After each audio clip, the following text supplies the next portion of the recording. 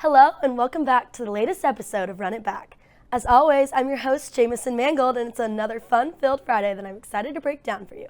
Heading into the weekend, we'll be recapping all of it from this week and looking at what's to come for all things KU sports and the pro world. KU sports are on a roll, and you don't want to miss watching any of our teams this season. But if you did, we'll bring you the latest updates. Looking ahead, we have volleyball, soccer, and football. And in the pro worlds, we're diving into lots more football and some UFC. And then we're ending it all with our popular roundtable talk. All this and more coming up right now on Run It Back.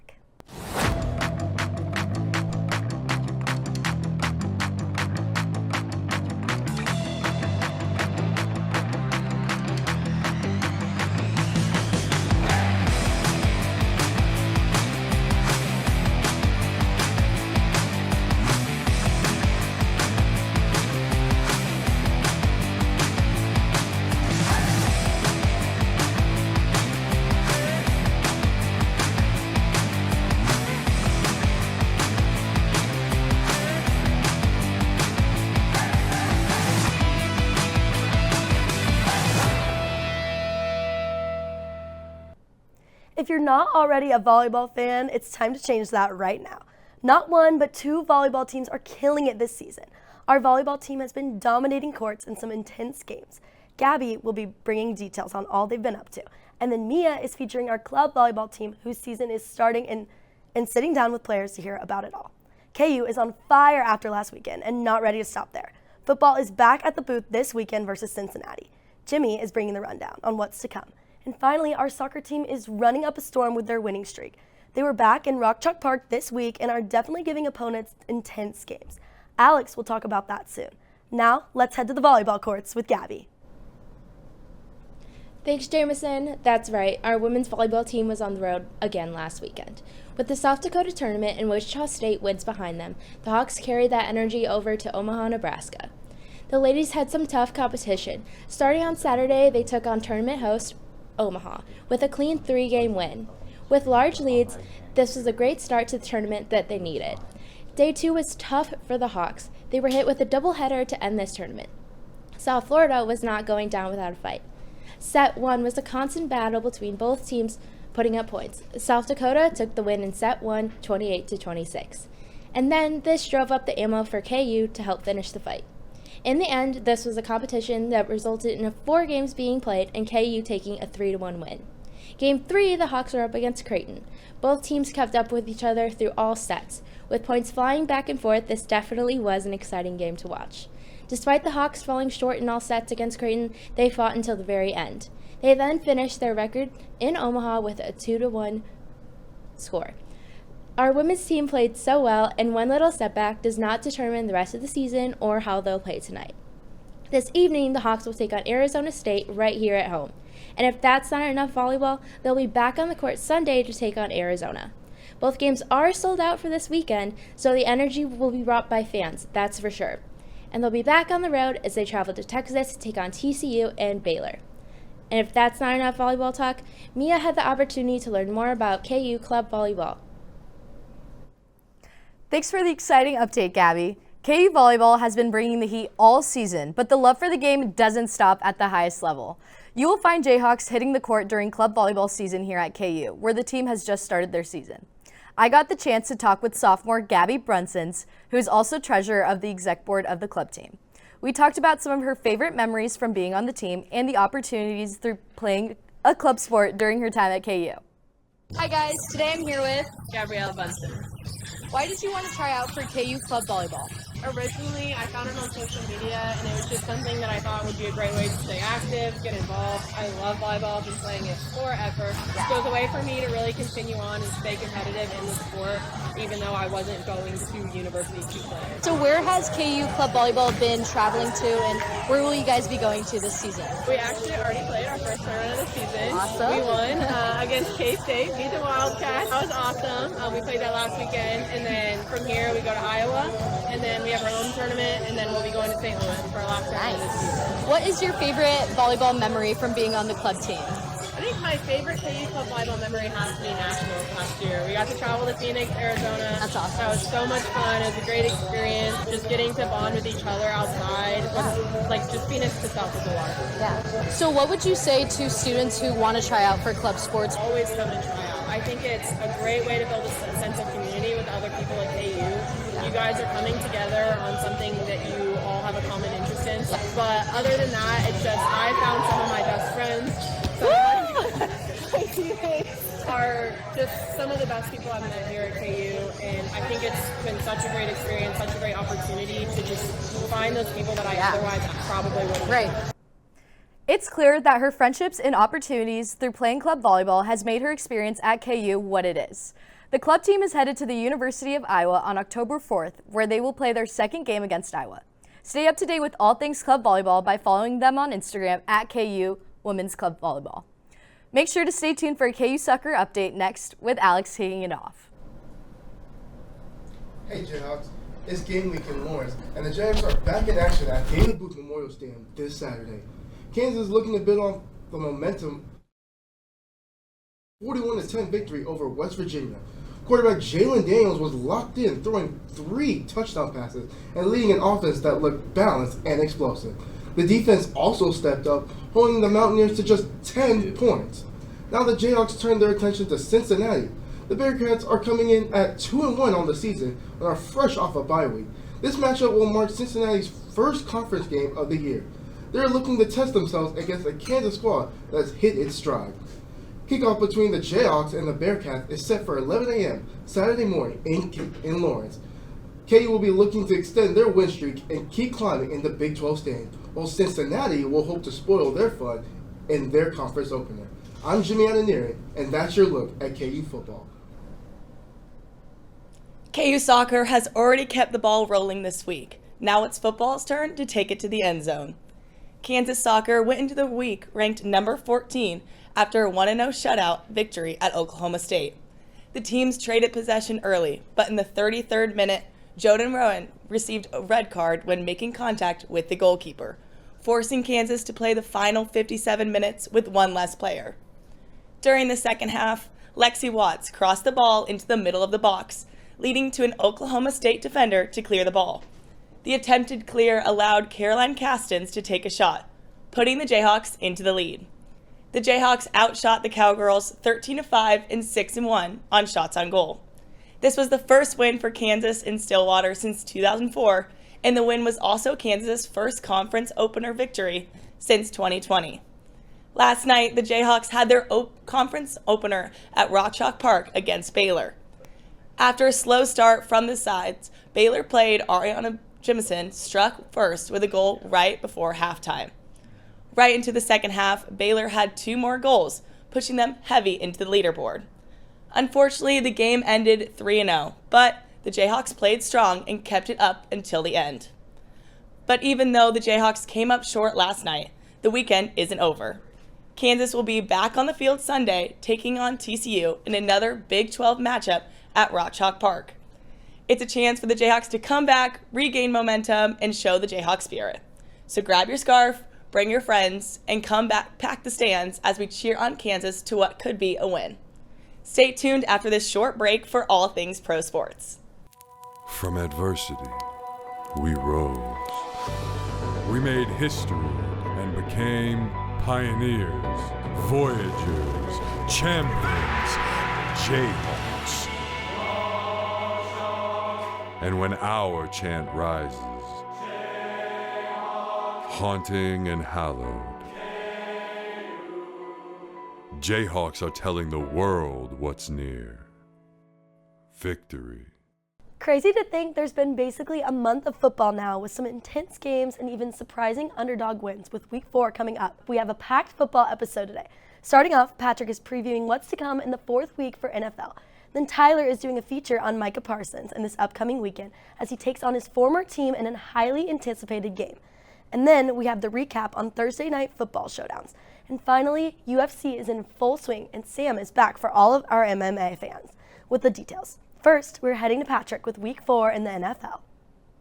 The NFL slate is getting kicked off early this Sunday with the first NFL regular season game to be played in Ireland. as the Steelers take on the Vikings. The Vikings are coming off a dominant defensive performance against the crumbling Cincinnati Bengals and a great bounce back from the previous week's loss to the Falcons. The Steelers coming off a win as well on the road against the Patriots. I think the story of this game will be one of the most underrated running backs in the NFL. Jordan Mason's coming off a monster week of 116 yards and 2 touchdowns, and he's only revving up. But I think the Vikings will still take this one 23-20. After that, at 12, we got the Colts on the road against the Rams. Of course, we have to talk about the People's MVP, Daniel Jones, who has been nothing short of spectacular this year. Sadly, I think he's in for a rude awakening against the sneakily elite Los Angeles Rams. Puka Nacua has looked like the best receiver in football, and I trust Matthew Stafford to hold down the fort. Give me the Rams 28-23. At the same time, we've got the Eagles on the road against the Buccaneers. Both teams are currently sitting undefeated, but are surprisingly very different teams. We're all familiar with the Eagles' ground pound offense with Saquon and Jalen Hurts, and the Buccaneers have been known for their air raid offense the last few years, but will be without Mike Evans this week after he went down with a hamstring injury last Sunday. Stepping into his place will be rookie Emeka Egbuka, who I'm expecting a monster week from. However, I still got the Eagles win this one 30-20. Next, we have the Ravens stepping into Arrowhead to take on the Chiefs in another highly anticipated game. Both teams currently sit at 1-2, and it just doesn't feel right that one of these teams is going to be 1-3. The Ravens coming off another heartbreaking loss following another Derrick Henry fumble during crunch time. It's never an easy game in Arrowhead, though, which is why I got the Chiefs tomahawk chopping up that weak Ravens defense in a statement win. And on Monday night, we've got the Bengals traveling to Denver to take on the Broncos. I don't see this Bengals team doing anything without Joe Burrow, especially behind that offensive line. I think Bo Nix figures it out this week, and the Broncos win 24-10. Of course, we got one more big game happening this week. I'm going to toss it over to Tyler for the details. Thanks, Patrick, for that NFL preview. Speaking of preview, America's Game of the Week this week is on Sunday Night Football. My Dallas Cowboys are hosting the Green Bay Packers. Now, you might be wondering, why is this the Game of the Week out of all of the games? It's because of the story that this game brings. On August 28th of this year, one of the best edge rushers in the NFL, Micah Parsons, got traded to the Green Bay Packers. Now, as a Cowboys fan, I was really upset by this trade because our defense was what we were known for in Dallas. Besides CeeDee Lamb, of course. Honestly, I don't know what Jerry Jones is thinking when discussing this trade was even a possibility. Giving up one of the best edge rushers in the game for 2 first-round picks, and that's all because you didn't want to give him the money he deserves. That's absurd to me. Speaking of paying people, let's talk about where this money is going to. The one and only Dak Prescott, or should we call him Dak Picks-a-Lot, with last week he threw 2 picks and one of them coming in the red zone. And you might be thinking, it must have been a good defense or a team, right? Wrong. It was against the Chicago Bears. Like, what? Are we serious? The Bears have one of the worst defenses in the league. And he threw 2 picks? And you might be thinking, that's all what happened during the game? Nope. The defense wants to give up 4 touchdowns to Caleb Williams. The Dallas Cowboys, as of right now, has the worst defense in the NFL and has given up the most wide receiver yards on defense too. For this Cowboys team to have a chance to win this week, they need to take advantage in the red zone and get points. Now, for the Green Bay Packers, they are coming off a disappointing loss to the Browns, losing 13-10 on a game-winning field goal. Jordan Love did not look too good down the stretch when it came to securing that win. But that's okay, because this will be his bounce-back game. He has the receivers to do that with. Rookie Matthew Golden, I believe he gets his targets, and I hope he goes off. And I'm not just saying that because he's on my fantasy team, and I'm desperate need for a win this week. Now I want to talk about this defense for the Green Bay Packers. With the new additions of Micah Parsons coming back home to Dallas where his career started and he wanted to stay his whole career in Dallas, this is his breakout game. The Dallas fans want to see him dominate the field like he did wearing the star. This game will be a reminder of a couple of months ago where the world witnessed Luka return to Dallas. Not only was that game emotional to watch, but I was so proud that Luka went off in a game so special, and I'm expecting Micah Parsons to deliver as well. That's all I have for the Sunday night preview.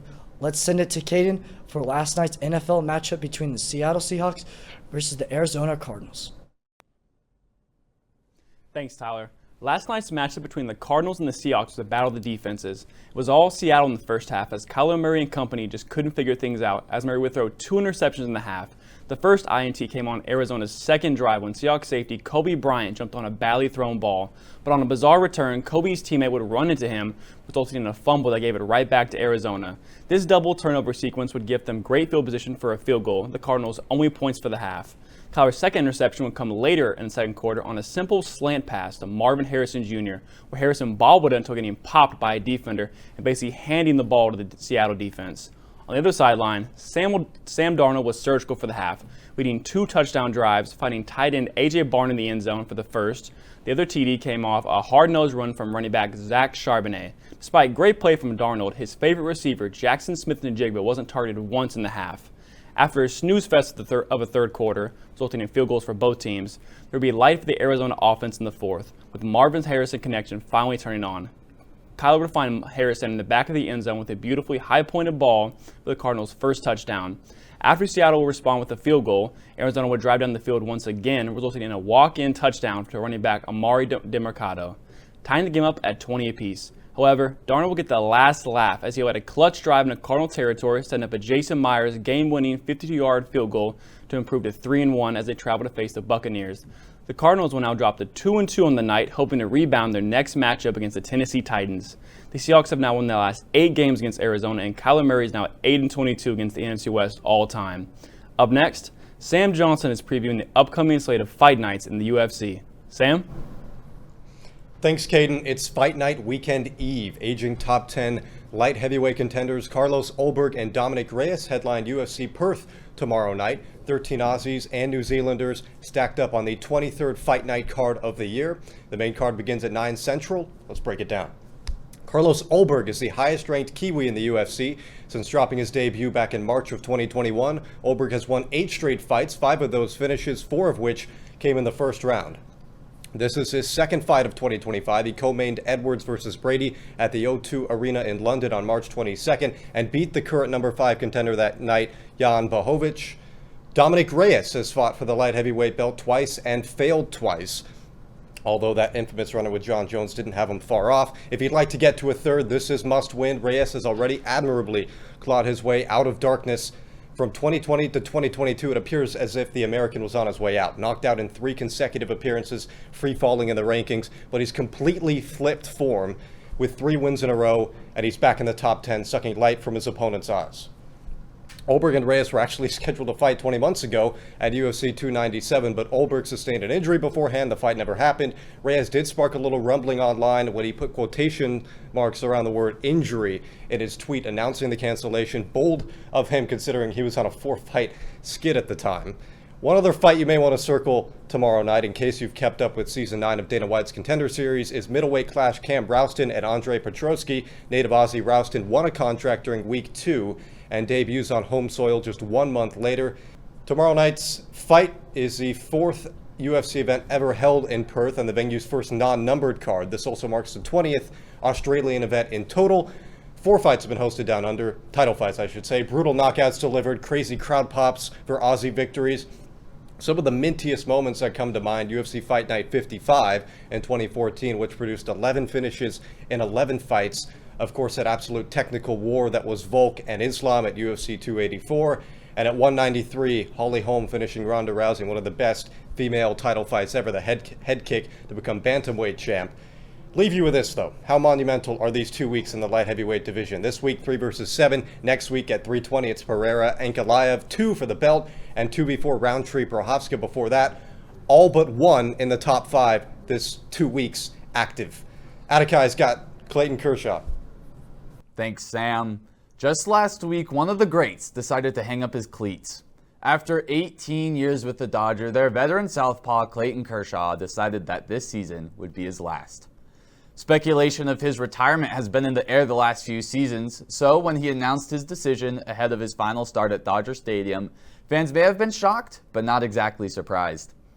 Kershaw's been pitching well for the Dodgers this season, posting a 10-2 record with an ERA of about 3.5 in his 21 starts. That was boosted by his spectacular month of August, where he won all 5 starts with an ERA south of 2. All this to say, Kershaw is far from over.